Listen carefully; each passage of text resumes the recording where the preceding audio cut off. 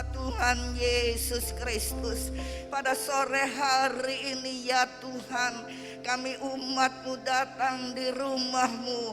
Kami rindu beribadah kepadamu ya Tuhan, karena Engkaulah Allah yang patut kami agungkan, Allah yang patut kami muliakan. Engkau yang mempunyai hidup kami ya Tuhan. Kami serahkan hidup ini untuk kemuliaan dan kebesaran nama-Mu. Kami akan memuji-muji nama-Mu dalam ibadah kami sore hari ini. Kami yakin Tuhan bertahta atas pujian kami. Pujian kami boleh menyenangkan hati Tuhan, di mana hadirat-Mu Tuhan curahkan kepada kami.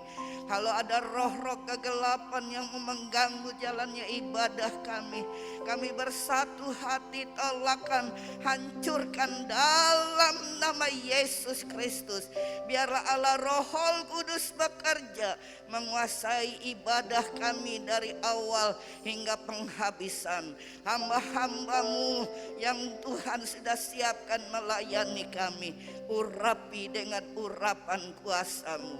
Umat-Mu yang belum hadir saat ini Tuhan, hentarlah mereka, himpunkanlah mereka Tuhan, untuk mengagungkan nama-Mu. Kami serahkan kebaktian kami sore hari ini dengan rindu hadirat-Mu. Tuhan, nyatakan kepada kami sekalian. Terima kasih Tuhan. Kami akan mulaikan ibadah kami ini di dalam nama Tuhan Yesus Kristus. Haleluya. Amin.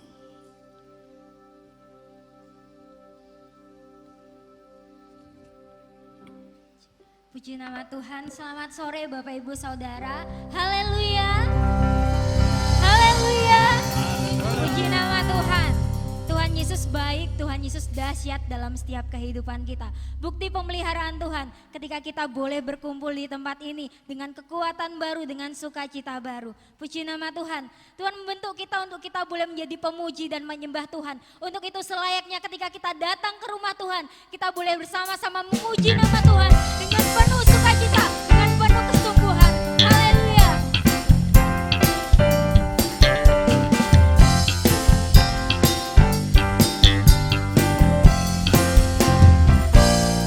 Kita tinggikan nama Tuhan.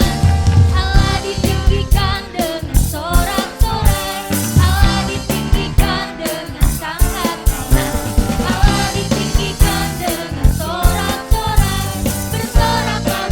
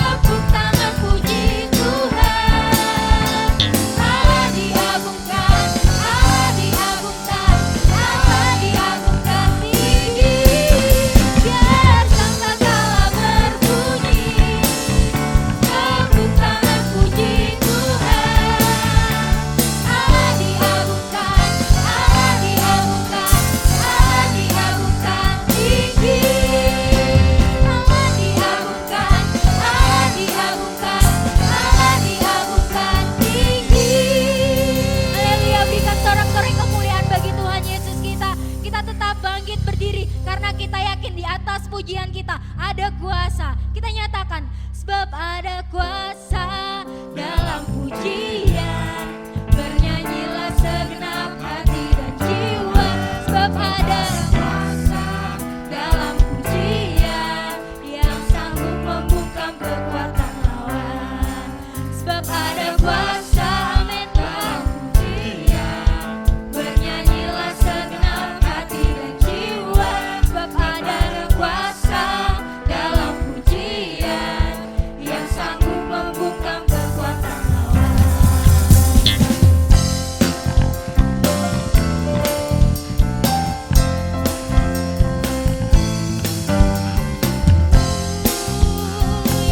Yesus Tuhan. Tuhan Allah kita bertata atas pujian umatnya. Tuhan kita, Tuhan Allah kita bertata atas pujian umatnya. Bila Allah hadir di tengah kita, wajahnya mengalir dengan dahsyatnya. Sebab ada kuasa dalam pujian. Bernyanyilah segenap hati dan jiwa. Sebab ada kuasa dalam pujian yang sanggup membungkam kekuatan lawan. Tuhan Allah kita bertata atas pujian umatnya.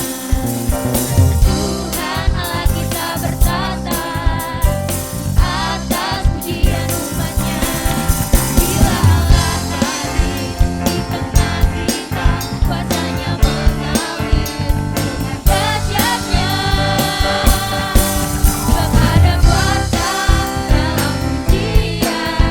Bernyanyilah segenap hati dan jiwa. Sebab ada kuasa dalam pujian yang sanggup membungkam kekuatan lawan. Sebab ada kuasa dalam pujian. Bernyanyilah segenap hati dan jiwa. Sebab ada kuasa dalam pujian yang sanggup membungkam kekuatan lawan. Sebab ada kuasa dalam pujian. Bernyanyilah segenap hati dan jiwa. Sebab ada kuasa dalam pujian yang sanggup membungkam kekuatan lawan. Ada kuasa dalam pujian. Bernyanyilah segenap hati dan jiwa. Sebab ada kuasa dalam pujian yang sanggup membungkam kekuatan lawan. Sebab ada kuasa dalam pujian. Bernyanyilah segenap hati dan jiwa. Sebab ada kuasa dalam pujian yang sanggup membungkam kekuatan lawan. Sebab ada kuasa dalam pujian. Bernyanyilah segenap hati dan jiwa. Sebab ada kuasa dalam pujian yang sanggup membungkam kekuatan lawan. Yang sanggup membungkam kekuatan lawan. Yang sanggup membungkam kekuatan lawan. Haleluya, puji nama Tuhan. Silakan duduk Bapak Ibu Saudara. Haleluya. Puji nama Tuhan. Kita yakin dan percaya Bapak Ibu Saudara, setiap pujian penyembahan yang sudah kita naikkan, Dia Tuhan yang bertahta, Dia Tuhan yang hadir bersama-sama dengan kita pada saat sore hari ini. Kita siapkan setiap hati dan kehidupan kita. Kami membawa setiap kehidupan kami Tuhan. Kami bawa setiap penyembahan persembahan kami. Kami siapkan hati yang terbaik untuk kami boleh rindu diisi oleh kebenaran firman-Mu Tuhan. Inilah hidup kami, inilah kerinduan kami Bapa. Haleluya Yesus, kami sembah Kau Tuhan.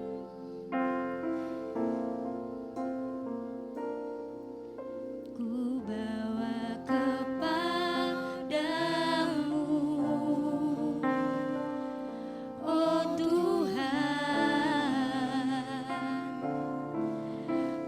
persembahanku ini. Ku ingin Engkau menerima korban syukurku melalui pujian.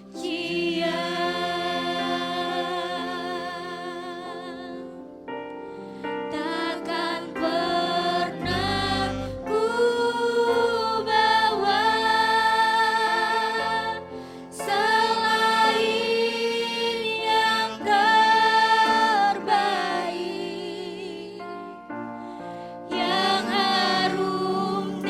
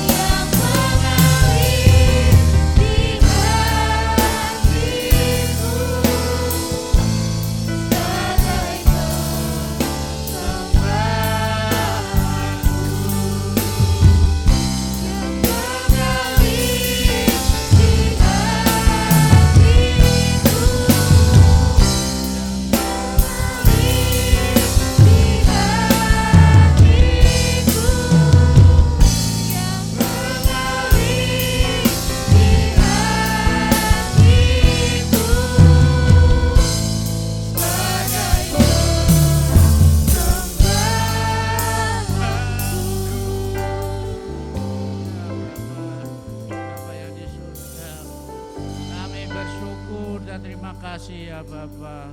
Karena kasih-Mu kami bisa berkumpul di rumah-Mu ya Bapa, untuk memuji dan memuliakan Engkau ya Tuhan. Karena Bapa yang patut dipuji dan dimuliakan Tuhan. Bahkan Bapa yang mengerti apa yang menjadi masalah kesulitan kami. Bahkan Bapa juga mengerti apa yang menjadi keperluan kerinduan kami ya Tuhan.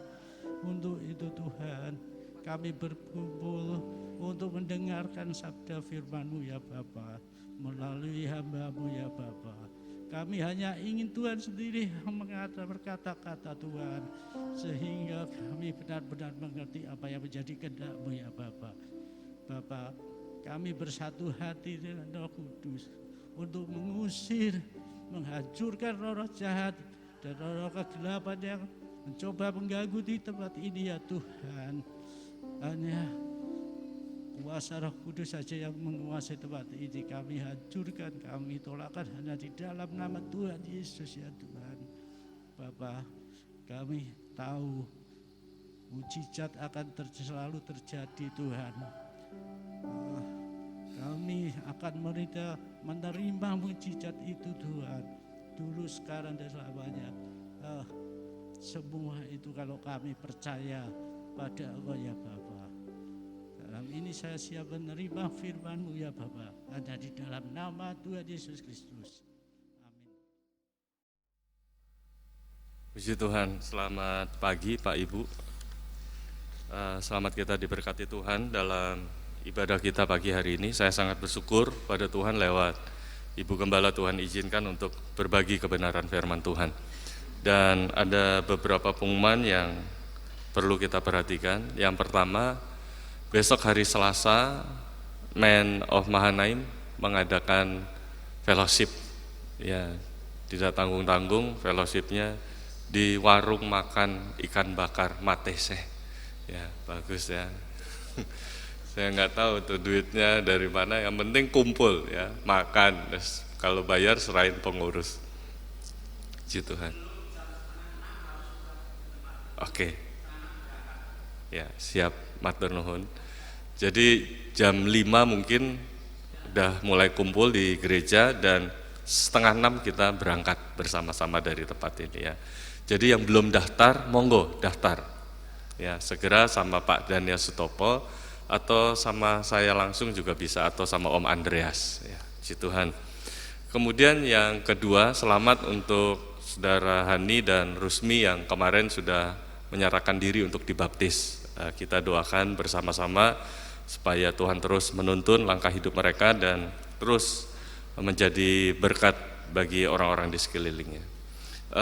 Kemudian yang ketiga, Pak Ibu, saudara yang kasih Tuhan, puji Tuhan ya, gereja kita dianugerahkan proyektor, dan tadinya kita mau ambil yang harga 15-16, tetapi saudara ini tahu harganya listnya 40, hampir 47 Pak, proyektornya saja. Dan deal jadi sama yang jual hampir 40-an, ya hampir 40 juta. Dan puji Tuhan semuanya ini ditutup, ya ditutup oleh hamba Tuhan dan juga anak-anak Tuhan yang ada di luar kota. Hanya 3 orang nutup ini Pak Ibu. Dan tinggal kita yang nanggung biaya instalasi. Ya, biaya instalasi juga tidak murah, kemarin hampir 5 juta biaya instalasi. Dan juga biaya layar ini Pak. Ini layar tidak masuk. Jadi kita tanggung bersama-sama ya. Saya sudah bicara dengan bendahara dan mungkin akan dibagi bendahara kas umum, juga diakonia dan pemeliharaan gereja. Puji Tuhan, kita patut bersyukur pada Tuhan. Amin. Kemudian saudara, kita masuk dalam kebenaran firman Tuhan ya. Doakan musda, musyawarah daerah dari GPDI, organisasi GPDI yang akan diselenggarakan di awal bulan Juli, tanggal 5 sampai tanggal 7 Juli. Ya, doakan kita hamba-hamba Tuhan se-Jawa Tengah bermusyawarah di Semarang selama kurang lebih 3 hari, dan untuk memilih juga pimpinan yang ada di Jawa Tengah. Ya, ada 3 nominasi yang lolos, dan doakan biar Tuhan yang memilih yang terbaik untuk kemajuan pekerjaan Tuhan yang ada di Jawa Tengah. Nah, kita masuk dalam kebenaran firman Tuhan di dalam 1 Samuel pasal 17. 1 Samuel pasal 17 ayat 40 sampai ayat 45 saja. Saudara nanti di rumah boleh baca secara keseluruhan pasal 17, itu bagus.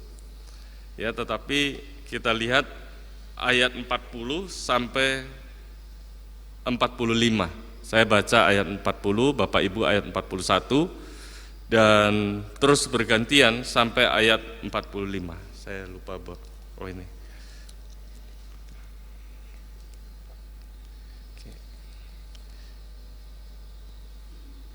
Kita baca di dalam nama Tuhan Yesus Kristus.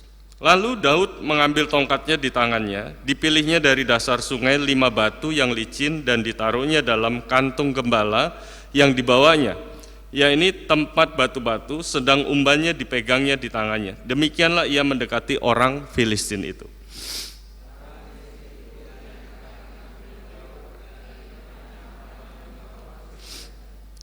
Ketika orang Filistin itu menunjukkan pandangnya ke arah Daud serta melihat dia, dihinanya Daud itu karena ia masih muda, kemerah-merahan dan elok parasnya.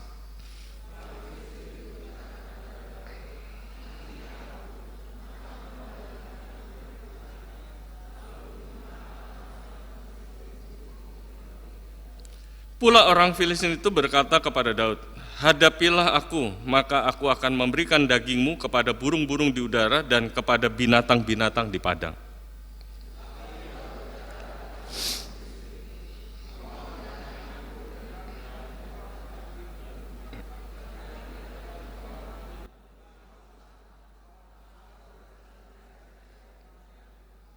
Ya, puji Tuhan, terima kasih buat kerjasamanya dan silakan duduk. Saudara, tema besar kita tahun ini adalah membangun pasukan. Dan kita sudah banyak belajar untuk menjadi pasukannya Tuhan. Kita penting untuk membangun pasukan karena iblis dan sekutunya bekerja giat hari-hari ini. Mereka tahu waktunya sudah tidak lama lagi. Dan mereka bekerja giat untuk menjatuhkan anak-anak Tuhan, menjatuhkan bahkan hamba-hamba Tuhan. Nah, penting sekali untuk kita membangun pasukan, untuk saling menguatkan, saling mendoakan, saling memotivasi, saling mengingatkan, Pak Ibu.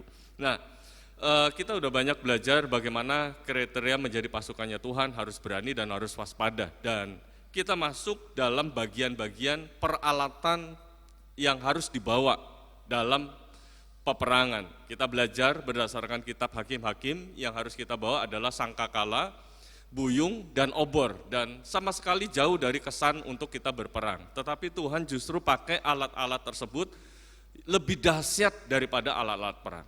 Nah, kita masuk alat obor kan Pak Ibu. Nah, kemarin minggu kita belajar obor itu adalah firman Tuhan. Ya, bicara tentang obor, bicara tentang firman Tuhan, karena diterjemahkan dalam bahasa lain yang sering kita kenal, obor itu adalah pelita, dan firman itu adalah pelita untuk kaki kita. Nah, saudara, sekarang kita belajar minggu lalu bagaimana kita meresponi firman Tuhan. Ya, bagaimana kita meresponi setiap firman Tuhan yang datang dalam hidup kita, dan pagi hari ini kita belajar juga bahwa firman Tuhan itu berkuasa. Amin, Pak Ibu. Amin. Aminnya kok kurang semangat. Firman Tuhan itu berkuasa, amin Pak Ibu. Nah, saya angkat coba berdasarkan kisah Daud melawan Goliat di 1 Samuel pasal 17 ini. Saya percaya Pak Ibu, kisah ini sudah tidak asing lagi bagi kita. Ini sangat populer, cerita ini sangat populer, peristiwa ini udah sangat terkenal lah. Ya, mungkin saudara baca berkali-kali atau mendengar berkali-kali penjelasan tentang pertempuran antara Daud dan Goliat. Nah, coba saya ulas sedikit pendahuluan. Siapa sih Goliat? Berdasarkan ayat yang coba lihat di dalam ayat 40, ayat yang keempat, mundur sedikit. Ayat 4, lalu tampillah keluar seorang pendekar. Satu, dia pendekar, Goliat. Dan kita tahu kata pendekar dalam konsep bangsa Indonesia, kita tahu pendekar itu bisa berkelahi, bisa bertarung. Ini bukan orang sembarangan, ya. Pendekar, namanya pendekar, dia bisa bertarung, dia bisa berkelahi. Dia jago mungkin bela diri dan sebagainya. Itu pendekar. Nah, kemudian dijelaskan dia seorang pendekar dari tentara orang Filistin. Jadi udah pendekar, dia tentara, makin dilengkapi. Tentara itu orang-orang yang dilatih, terlatih di segala medan, harus dilatih. Jadi ini orang, waduh, udah pendekar bisa berkelahi, terlatih lagi. Bukan asal-asalan berkelahi, bukan gak ada teknik dan sebagainya, dia terlatih, dia biasa dilatih, jadi tentara. Nah, kemudian namanya Goliat dari Gat. Gat ini, saudara, lihat coba, muncul kata Gat. Jadi siapa ini Goliat?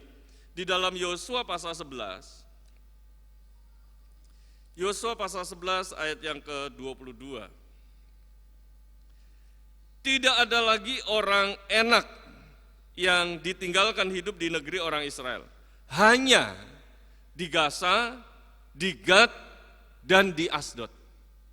Jadi rupa-rupanya ada orang enak, ya, orang enak ini orang-orang raksasa. Saudara ingat ada 12 pengintai yang diutus untuk memantau tanah perjanjian. Dan 10 orang mereka, wah orangnya besar-besar, kita bagaikan belalang di hadapan mereka.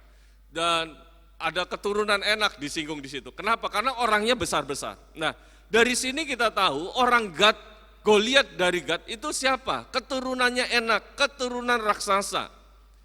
Makanya nggak heran kalau saudara lihat dalam kembali ke ayat 4 tadi, pasal 17, tingginya 6 hasta sejengkal. Revisi Alkitab, Lembaga Alkitab Indonesia menggunakan kata lebih dari 3 meter tingginya.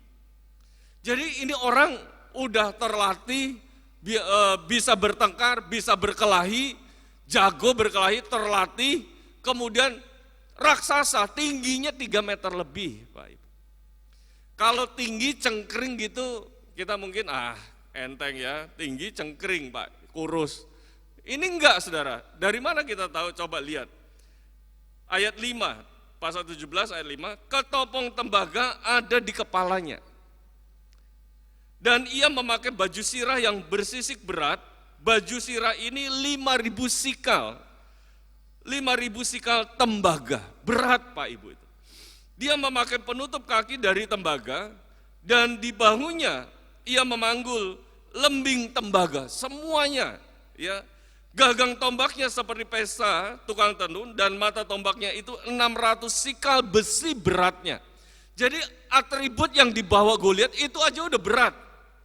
Dan seorang pembawa perisai berjalan di depannya. Nah, saudara bisa bayangin, ini bukan tinggi lebih dari 3 meter, kemudian cengkring, tahu cengkring Pak Ibu, kurus, kering ya.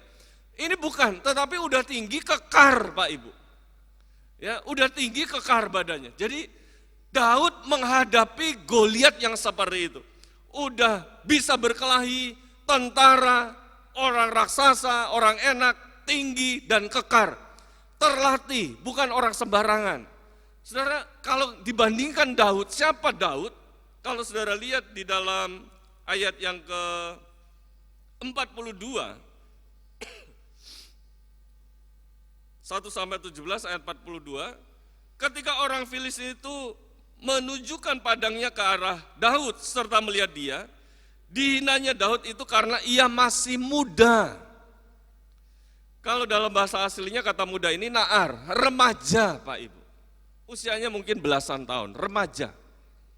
Ya, makanya ditulis di Alkitab ini masih kemerah-merahan dan elok parasnya. Remaja, gak punya pengalaman sama sekali. Ya pengalamannya menggembalakan kambing domba, ya seperti yang dijelaskan Daud kepada Saul waktu itu. Tidak ada pengalaman untuk bertempur, tidak ada pengalaman untuk berperang satu dengan satu lawan satu dengan orang sesungguhnya, tidak ada. Dan yang kemudian ketika Daud berperang pertama kali, hadapi raksasa yang tingginya lebih dari 3 meter dan udah itu kekar, bisa berkelahi, seorang tentara, seorang yang terlatih. Waduh, bukankah saudara kebenaran firman Tuhan yang terungkap di sini juga menunjukkan hubungan dalam kehidupan kita sehari-hari. Kita kadangkala atau seringkali menghadapi Goliat, masalah yang begitu besar, persoalan yang kalau dibandingkan dengan diri kita nggak mampu menghadapi itu. Terlalu berat, terlalu besar, apalagi tantangan dunia semakin hari semakin berat, semakin jahat Alkitab mencatat dunia ini. Masalah makin besar. Nah, itulah kenyataan yang terjadi dalam kehidupan kita. Tetapi saudara lihat, Daud dia bisa keluar sebagai pemenang. Dia bisa mengalahkan Goliat. Nah, caranya bagaimana, saudara? Mungkin ada banyak hamba-hamba Tuhan atau mungkin juga kita berpikir, oh itu karena keberanian Daud, karena dia punya Tuhan yang hebat. Iya, jelas. Tetapi coba kita soroti dulu, sumbernya dari mana Daud bisa mengalahkan Goliat. Nah, coba lihat di dalam ayat 40. Lalu Daud mengambil tongkatnya di tangannya, dipilihnya dari dasar sungai 5 batu yang licin. Jadi yang dibawa Daud itu tongkat dan 5 batu yang licin. Angka 5 ini bicara apa, Pak Ibu? Saudara, saya coba tidak menafsirkan secara sembarangan ya angka 5 ini.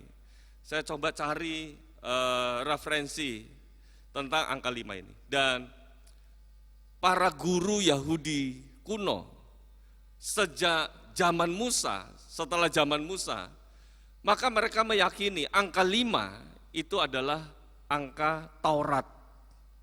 5 Taurat, ya ada Taurat Tuhan ya, ada 5 kitab, Kejadian, Keluaran, Imamat, Bilangan, dan Ulangan. Ada 5 kitab. Jadi angka 5 itu bicara Taurat Tuhan. Kemudian saya tidak puas referensi dari guru-guru Yahudi kuno. Saya cari lagi, ternyata bapak gereja kita, gereja awal, yaitu Agustinus, dia juga meyakini ini, bahwa 5 batu ini bicara tentang firman Tuhan. Bicara tentang firman Tuhan. Dan kemudian saya coba lihat bagaimana sikap Daud terhadap firman Tuhan, itu sangat membuktikan kenapa dia ambil 5 batu. Kenapa dia tidak ambil 10 batu, 15 batu, 20 batu, ini hadapi musuh yang besar. Lebih baik bawa yang banyak kan, takut kurang dan sebagainya. Tetapi kenapa Daud dia ambil 5 batu? Tidak 10 batu, tidak 15 batu. Kenapa? Karena ini bicara firman Tuhan. Dari mana kita tahu sikap Daud terhadap firman Tuhan? Saudara, kalau saudara lihat Mazmur-mazmurnya coba, salah satu mazmurnya itu Mazmur 119. Itu bicaranya tentang firman Tuhan terus Pak Ibu. Coba lihat, saya bacanya beberapa ayat saja. Di Mazmur 119 ayat pertama mulai. Berbahagialah orang-orang yang hidupnya tidak bercela, yang hidupnya menurut Taurat Tuhan. Berbahagialah orang-orang yang memegang peringatan-peringatannya, yang mencari Dia dengan segenap hati. Yang juga tidak melakukan kejahatan tetapi hidup menurut jalan-jalan yang ditunjukkannya. Jadi dari ayat-ayat ini aja kalau saudara baca terus, maka kita tahu pemazmur ini, Daud ini begitu dekat dengan firman Tuhan. Dia sampai tidak mau melanggar firman Tuhan, harus ikuti perintah-perintah Tuhan. Kemudian saudara lihat waktu Daud mau meninggal, di dalam 1 Raja-Raja pasal 2, dia berpesan kepada Salomo. Coba lihat, di dalam 1 Raja-Raja pasal 2, pesannya apa? Pesannya bukan Salomo jaga kerajaan saya ya, supaya ini tidak jatuh dan sebagainya, bukan. Tetapi pesannya gini, coba lihat. Ayat pertama, ketika saat kematian Daud mendekat, ia berpesan kepada Salomo anaknya, Aku ini akan menempuh jalan segala yang fana, maka kuatkanlah hatimu dan berlakulah seperti laki-laki. Lakukanlah kewajibanmu dengan setia terhadap Tuhan Allahmu, dengan hidup menurut jalan yang ditunjukkannya, dan dengan tetap mengikuti segala ketetapan, perintah, peraturan, dan ketentuannya seperti yang tertulis dalam hukum Musa, supaya engkau beruntung dalam segala yang kau lakukan dan dalam segala yang kau tuju. Ini pesan Daud, pesan terakhir kepada anaknya Salomo. Bukannya tentang kerajaan, wah kamu caranya gini ya membesarkan kerajaan. Bukan, oh strateginya gini, bukan. Tetapi yang diajarkan Daud, pesan terakhir kepada Salomo anaknya, hidup menurut firman Tuhan, lakukan, jangan sampai gak dikerjakan. Itu pesan dari Daud. Dari sini kita tahu, Daud hidupnya memang berpegang pada firman Tuhan. Berpegang pada firman Tuhan, makanya tidak aneh ketika menghadapi Goliat, dia ambil 5 batu. Dia tidak ambil 10 batu, dia tidak ambil 15 batu, tetapi dia ambil 5 batu. Kenapa? Karena ini bicara tentang firman Tuhan. Penting saudara, ketika kita hadapi musuh kita di luar sana, hadapi dengan firman Tuhan. Amin. Nah kemudian kembali ke 1 Samuel pasal 17 tadi, kalau saudara perhatikan, yang dibawa satu lagi apa? Tongkat. Tongkat ini bicara apa? Kuasa Tuhan. Saudara pernah ingat peristiwa ketika Musa memimpin bangsa Israel waktu keluar dari Mesir, maka mereka menghadapi Laut Tebrau. Dan Tuhan bilang, angkat tongkatmu. Dan ketika Musa angkat tongkat, itu Laut Tebrau terbelah menjadi 2. Tongkat bicara tentang kuasa Tuhan. Nah, perlu kita perhatikan kuasa Tuhan dan firman Tuhan itu tidak dapat terpisahkan. Ada orang bicara tentang kuasa Tuhan, kuasa-kuasa, tetapi kalau tidak didasari oleh firman Tuhan, itu bukan kuasa Tuhan. Atau mungkin kuasa dari Mbah Suro atau apa yang lain. Bukan. Itu harus satu, menjadi satu kesatuan, kuasa Tuhan dan firman Tuhan. Kalau kita hanya bicara tentang firman Tuhan, dalami firman Tuhan, tapi tanpa mengalami kuasa Tuhan, kita hanya sekedar menjalankan keagamawian. Ya, ke gereja ini hanya sekedar agamawi aja, tapi tidak mengalami kuasa Tuhan. Nah ini harus klop. Belajar firman Tuhan, iya. Belajar firman Tuhan, dalami firman Tuhan, sehingga membangkitkan iman percaya kita kepada Tuhan. Dan iman itulah yang akan membawa kita mengalami kuasa Tuhan demi kuasa Tuhan dalam hidup kita. Amin. Jadi ini satu kesatuan yang utuh, tidak dapat dipisahkan antara kuasa Tuhan dan firman Tuhan. Kalau kita mau mengalami kuasa Tuhan, saudara harus dalami firman Tuhan. Belajar firman Tuhan, bertumbuh dalam firman Tuhan, sehingga iman kita boleh bergerak, iman kita boleh bertumbuh, dan akhirnya iman yang bertumbuh lewat pengajaran, lewat pengenalan kita terhadap firman Tuhan, itu membawa kita untuk kita mengalami kuasa Tuhan demi kuasa Tuhan. Karena itu mari Pak Ibu saudara dikasih Tuhan, belajar firman Tuhan. Ya kita kemarin minggu lalu bagaimana kita meresponi firman Tuhan. Nah sekarang kita belajar kuasa firman Tuhan di dalam hidup kita. Nah mari kita lihat saudara yang dikasih Tuhan, bagaimana sikap yang ditunjukkan Daud ketika mengandalkan firman Tuhan dan kuasa Tuhan. Nah ini yang harus kita teladani hari-hari. Nah coba lihat di dalam ayat yang ke-45.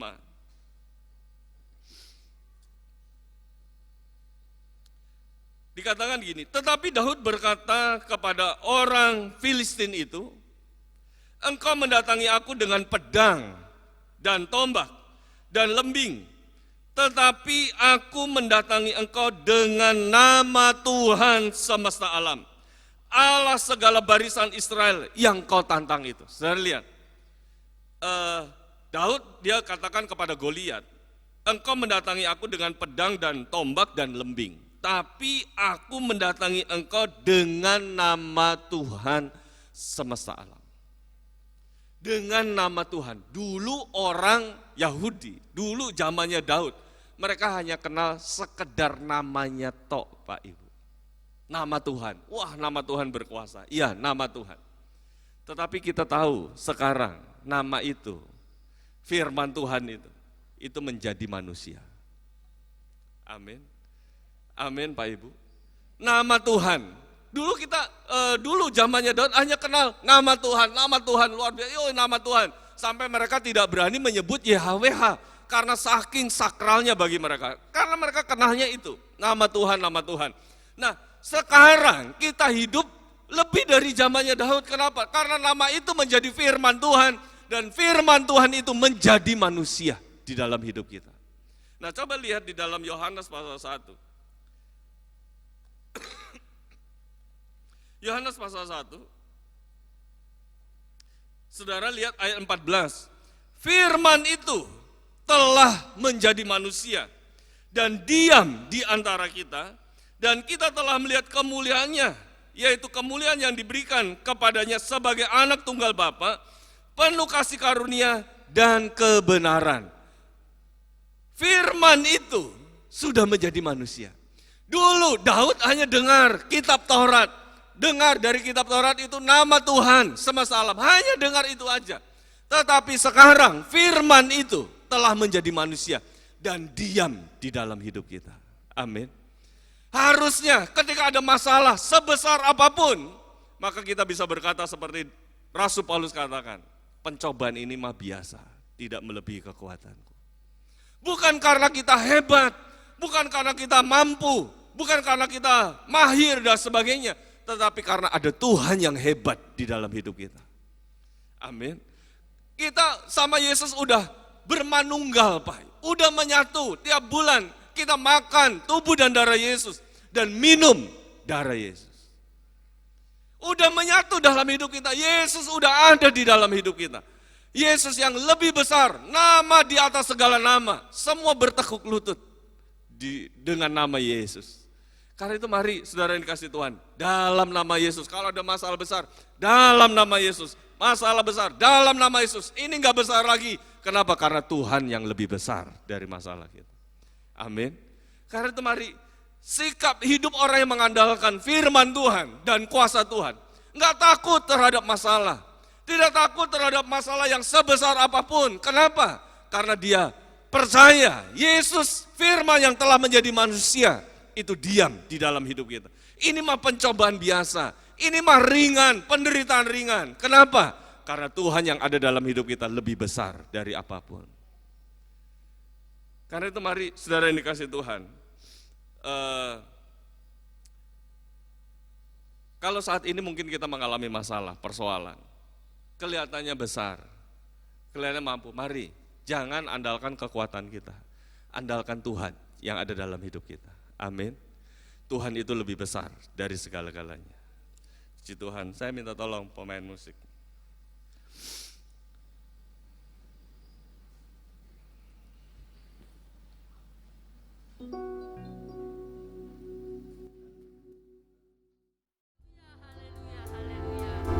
Bapa yang maha baik, terima kasih Tuhan Yesus. Terima kasih ya Roh Kudus. Kami percaya Bapak, sungguh Engkau Allah dahsyat dan luar biasa.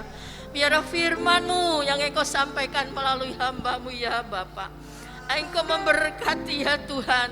Sabda firman-Mu itu yang hidup dan berkuasa, menjadi rema di dalam setiap kehidupan kami. Anak-anak-Mu Tuhan yang datang pada saat ini ya Bapak. Engkau memberkati semua hamba-hamba-Mu ya Bapak. Dan kami semua jemaat-Mu ya Bapak dibangun, dikuatkan oleh firman yang menjadi nasihat pada pagi ini buat kami semua. Berkati hamba-Mu Bapak Pendeta Salmon ya Tuhan dan sekeluarga. Bahkan semua yang di sini ya Tuhan, Engkau memberkati dengan lebih dahsyat lagi, lebih lagi ya Bapak. Nyatakan rahasia firman-Mu, singkapkan rahasia-rahasia firman-Mu ya Bapak, agar kami jemaat-Mu Tuhan senantiasa dibangun dan iman kami boleh tetap teguh kuat Bapak. Kami percaya bahwa Allah itu yang dahsyat luar biasa. Firman-Mu yang hidup di dalam setiap kami ya Bapak, yang mengajarkan kami ya Bapak, untuk kami senantiasa taat ya Tuhan kepadamu Bapak.